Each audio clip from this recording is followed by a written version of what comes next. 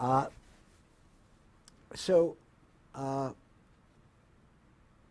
he said, they are the ones who named you for the American Legion magazine, which was the beginning of all these troubles. And he was living somewhere on Park Avenue. I was living on 62nd. He being? Mel Block. Right.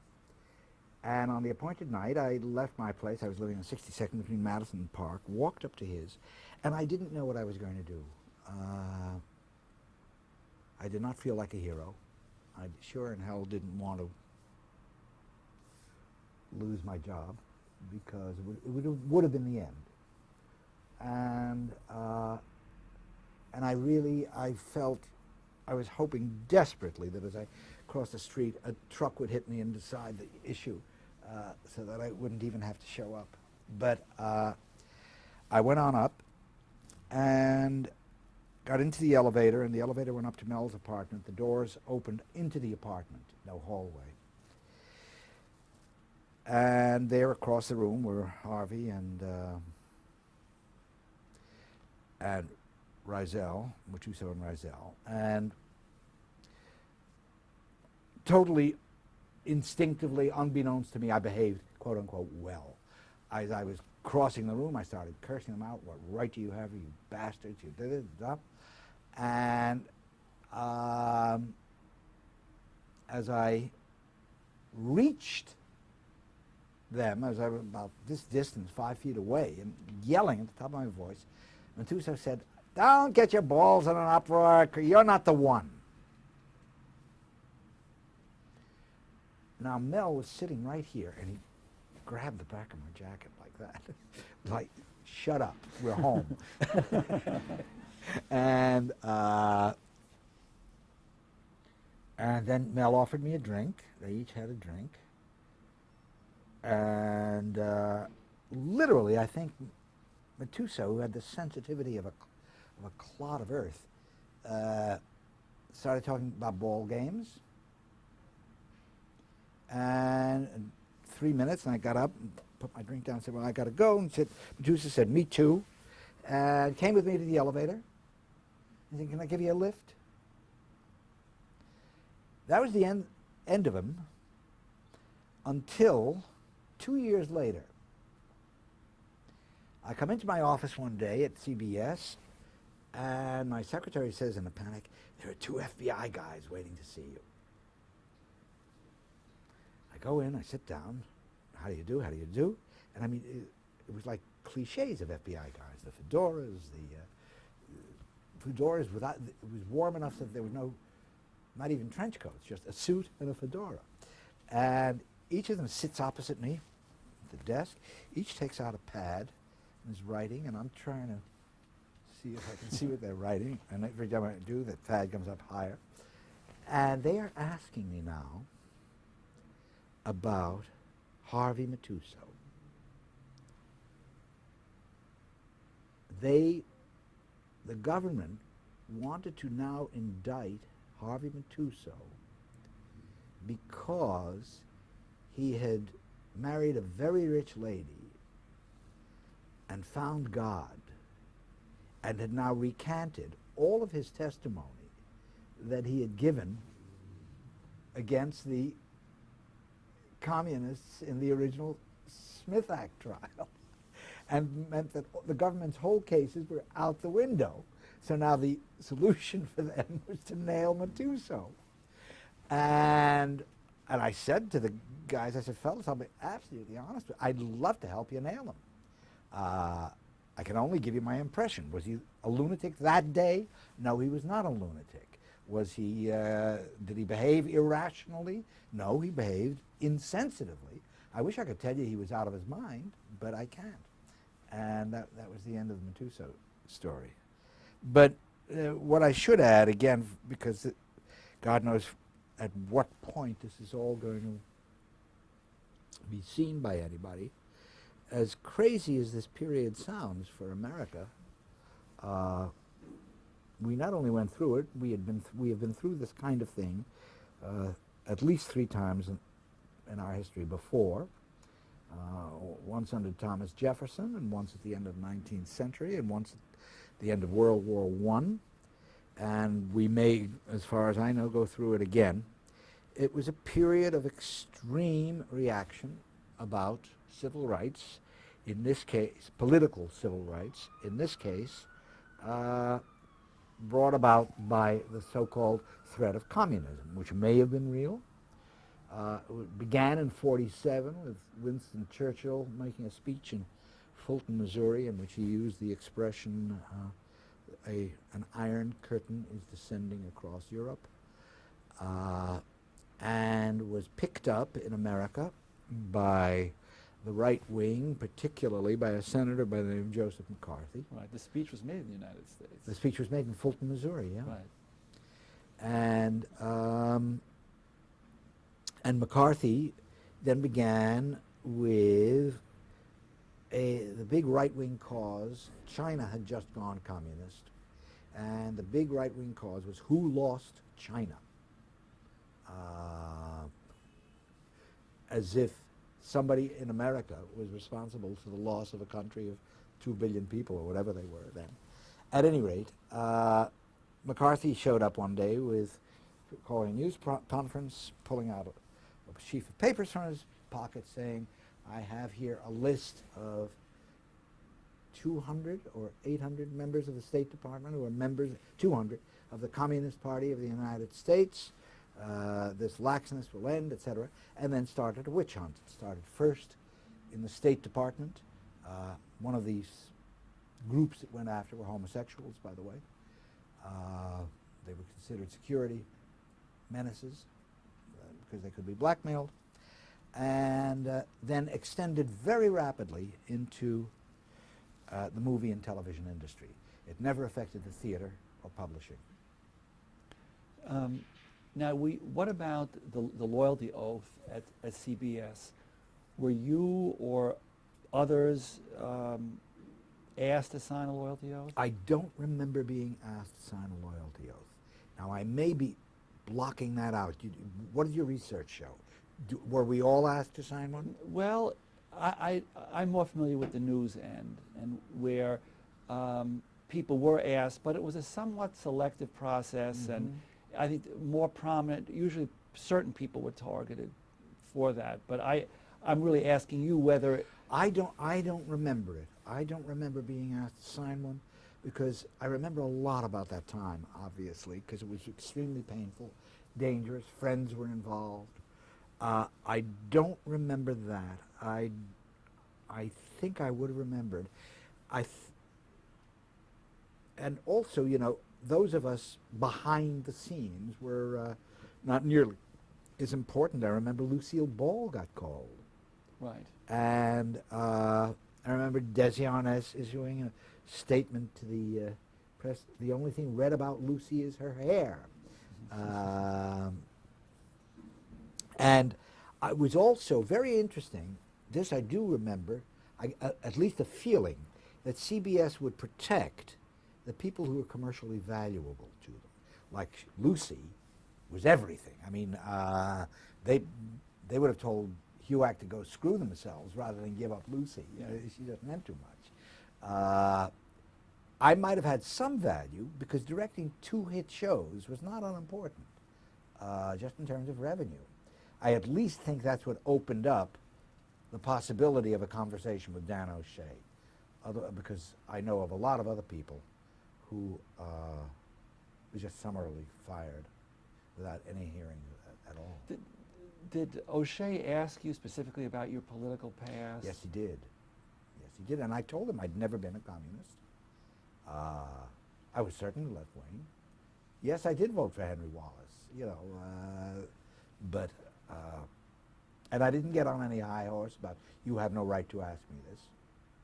I wanted to work. That's why I didn't know how well I'd behave when I went up to Mel's house to see Matusow, because with O'Shea, I at least walked in thinking, oh, he's out to help me. Now, the blacklisted writers like Polanski, Walter Bernstein, Arnold Manoff, did they continue to write for CBS using other names? It's one of the great romantic stories. You've heard it from them, and so I don't know how much detail you want me to go into. You want me to go into it? Okay. Arnie Manoff and Walter Bernstein and Abe Polonsky were a triumvirate. They were close friends, close personal friends, close political friends, and all three of them had been writing for us fairly openly on Danger. Polonsky, after he had been blacklisted from Hollywood, because he had a good, solid Hollywood career going, came east because he couldn't work there anymore. When blacklisting hit, and the three of them were immediately knocked out of the box, they did the most romantic thing. They said, look, we don't know which of us will get hired again, if ever. Why don't we set up a co-op? And let's find fronts. And it's going to be complicated because a check is going to have to be made out to, I remember one of the names was Kate Nickerson. So CBS is going to have to make out a check to Kate. And there's going to be tax deducted. And Kate is going to have to pay tax, so we're going to have to reimburse her. And we're going to have to pay tax, et cetera, et cetera. So it got very complicated. But what we will do is, if one of us is hired, we all three split the check. If things go good and there's a lot of work, then you may have to do the first act and I'll do the second act, and Abe, you do the third act if we're on deadlines and things like that. So they set up that kind of a co-op. This was all done through the wonderful Charlie Russell, who didn't have a political bone in his body. He was just a sweet, open guy from the Midwest who thought this was too fucking unfair, and he was going to do anything he could to break it, fight it. Hopefully not putting himself in any jeopardy. He also was very careful, not only trying to protect himself, but he wanted to protect me. And if I ever wanted to talk about something, he would say, give me your notes and I'll bring them to the writer. So I didn't know for a number of months about this arrangement that the guys had. Charlie was protecting me. And also that way protecting himself, because if I ever got called, he didn't want me in a position of having to say what I knew or didn't know. So did you actually not know that they were writing this? Not at the material? beginning. Not at the beginning. And then I got suspicious of the fact that we were using these three writers over and over again. I've forgotten. Kate Nickerson, I don't know why I remember that name. Except I know why, because a woman writer in television was so rare then. And these names. But was there a real Kate Nickerson? Yes, who got these the all check? had to be Right. real people. Right. Who were in on it and could, and I may be wrong here, maybe memory is playing me tricks, it might be worth looking up. I think that somebody named Kate Nickerson was press secretary for Governor Rockefeller at one point. And I would love to know if it was the same person. I don't know. But there's something deliciously ironic about it if it was the same person. At any rate,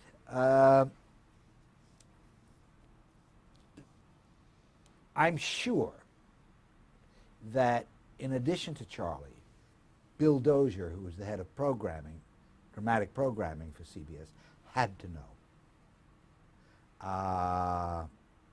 Bill was no fool.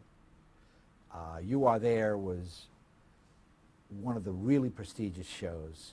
He kept very close hands on it, watched it, not only watched it, but you know, he was around on camera day.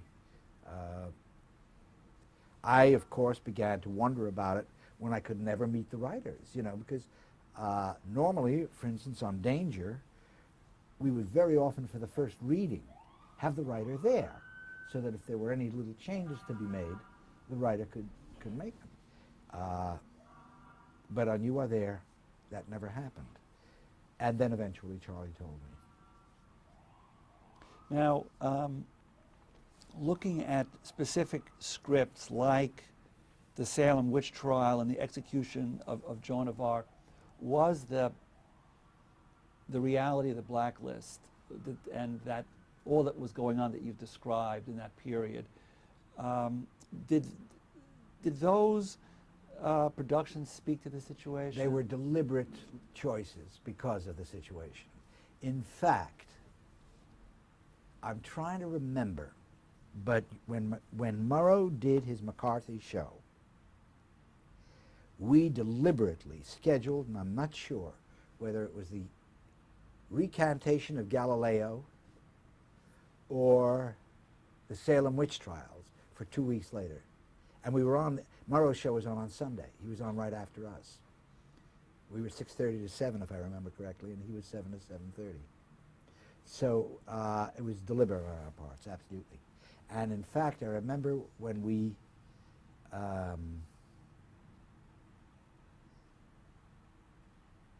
did Salem witch trials, we hired for the prosecutor, I believe his name was Vince Harding.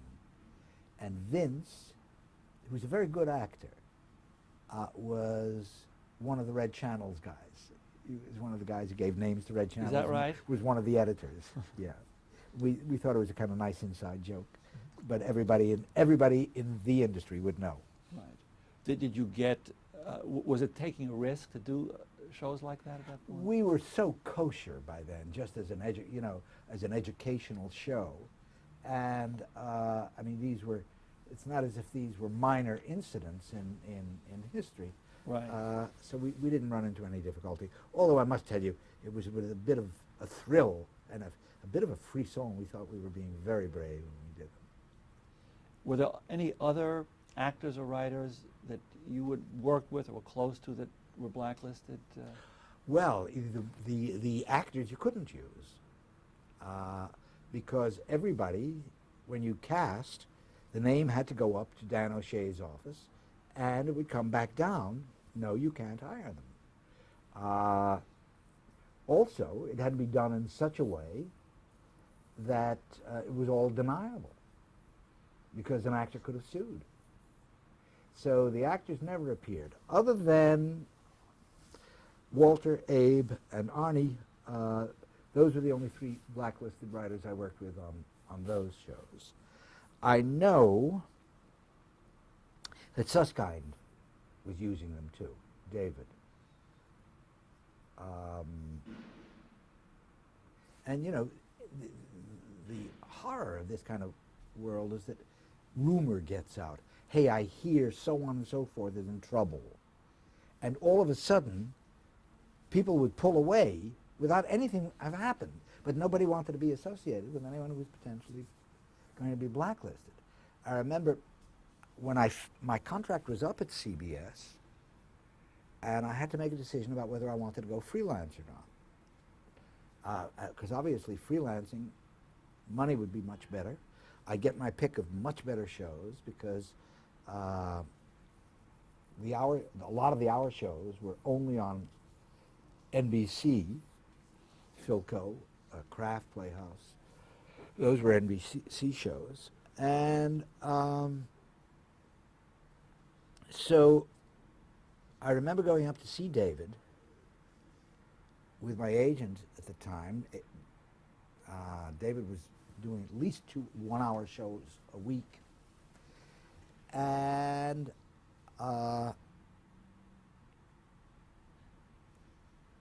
we talked, and I said, yeah, I'd like to do some shows. And for some reason, the agent and David started talking about money right then and there. Usually that is done outside of the client's hearings, but not this time. They started talking about money, and Alden, the agent's name was Alden Schwimmer, he looked over at me, and I went, no. And we got up and started to leave, and I was at the doorway. And David stopped me he said, Sidney, it's important that you do this show. Now, I don't remember whether it was Philco, I think it was Kraft, but at any rate, the agency was J. Walter Thompson. And if you worked for J. Walter Thompson because of whoever was running a J. Walter Thompson at that time, you were cleared. It was as good as if you had testified before HUAC. They were the most right-wing agency, and they amounted to clearance. And that's what David meant, and I never forgave him for that, because he was trying to beat me down on the money, because word had obviously gotten out that I was iffy. Yeah, right. Can you talk a little bit about your increasing involvement with the anthology drama series, and also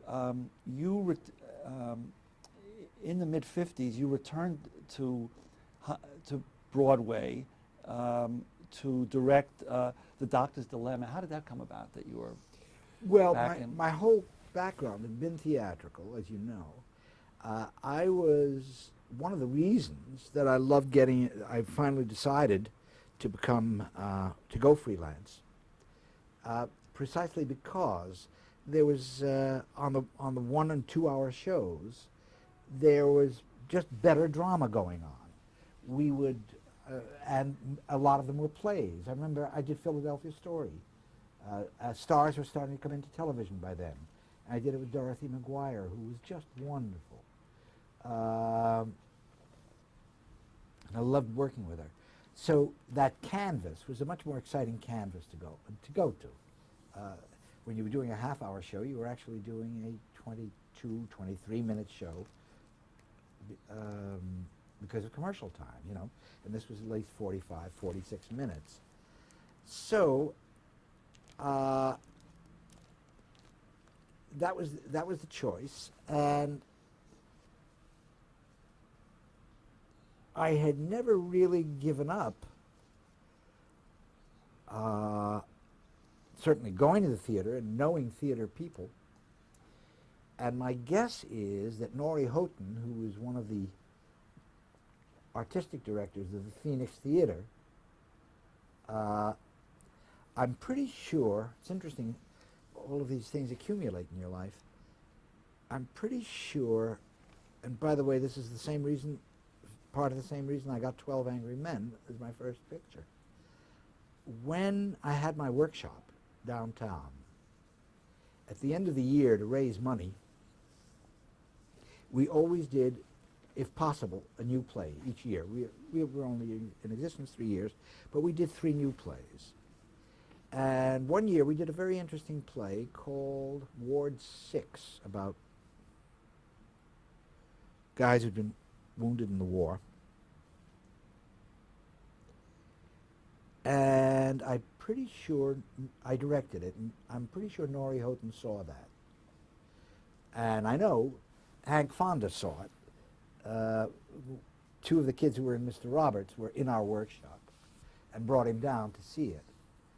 And when 12 Angry Men came up, and Hank was co-producer on it with Reggie Rose, and I said to Reggie, I'd like you to do this. And I said, well, what about Fonda? I've never done a picture before. Will he accept me? He said, oh, he saw your production downtown in the Village and thought you just did a marvelous job, so he's all for it. So that's how even the first picture happened, and I think that's how Doctor's Dilemma happened. Alcoa Hour, you started working in 1956 for that NBC series. That late, huh? How did that show compare with other television experiences you had, and what was it like working with Herbert Brodkin?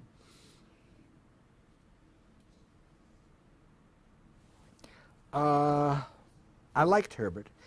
He was a set designer, you know, originally. And I always thought that Herbert didn't know as much as he thought he knew. He was quite inarticulate. He was a very nice man. sweet, good heart. And he did have this theory, and there was some justice in it.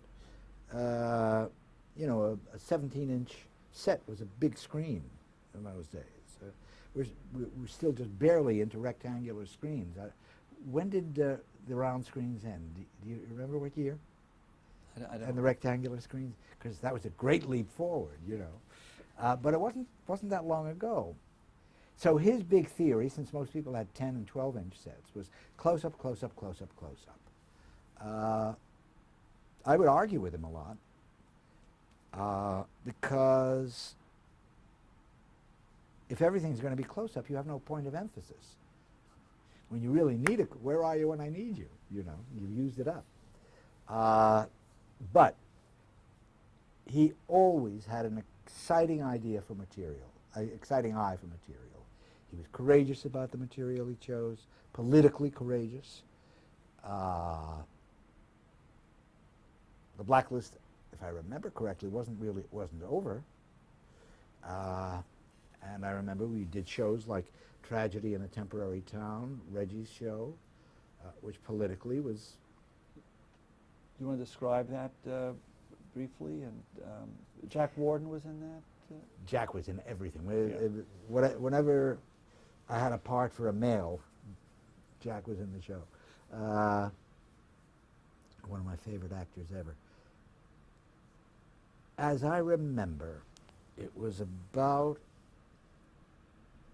a camp where you took your trailer and parked your trailer overnight. You know, about people who were just on the move all the time without any permanent base. Somebody, and it may have been either Johnny Cassavetes or Sal Mineo, I'm not sure which, but some swarthy-looking person had been accused of doing something dastardly, and these rednecks got together, and I don't know whether they lynched him or tried to lynch him. And at the end of it, Lloyd Bridges rescued the kid and made this big anti-lynching, anti-redneck speech. Mm-hmm. That's what I remember about it. Okay, let's take a break here.